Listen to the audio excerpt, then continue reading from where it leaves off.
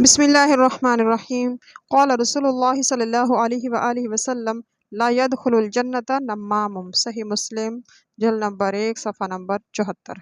چغل خور جنت میں داخل نہیں ہوگا۔ دو آدمیوں کا آپس میں لڑانے کے لیے چغلی کھانا بہت بڑا سنگین جرم ہے۔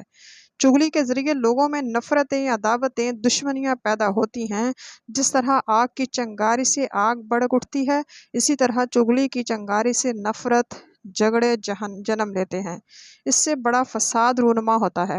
اللہ تعالیٰ کو یہ جرم اتنا ناپسند ہے کہ ایسے شخص کو جنت سے محروم رکھا ہے۔ آپ صلی اللہ علیہ وآلہ وسلم دو قبروں کے پاس سے گزرے تو آپ نے فرمایا، ان دونوں پر اللہ کا عذاب ہو رہا ہے۔ عذاب کسی ایسی بات پر نہیں ہو رہا جسے وہ چھوڑ نہیں سکتے تھے، اگر چاہتے تو وہ اس سے بچ سکتے تھے۔ بلا شبہ اس کا جرم برا ہے۔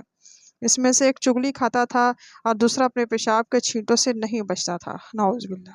اس لیے ہمیں چغلی سے بچنا چاہیے۔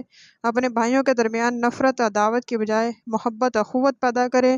دوسرے لوگوں کو بھی چغلی کھانے سے بچانے کی تلقین کریں۔ بظاہر تو ایک چھوٹی سی برائی ہے، لیکن اس کے اثرات بڑے خطرناک ثابت ہوتے ہیں۔ اس چھوٹی سی برائی کی چنگاری سے نفرتوں اور جھگڑوں کا بہت بڑا طوفان پیدا ہو جاتا ہے۔ صدق اللہ العظیم وما علینا الا البلاغ۔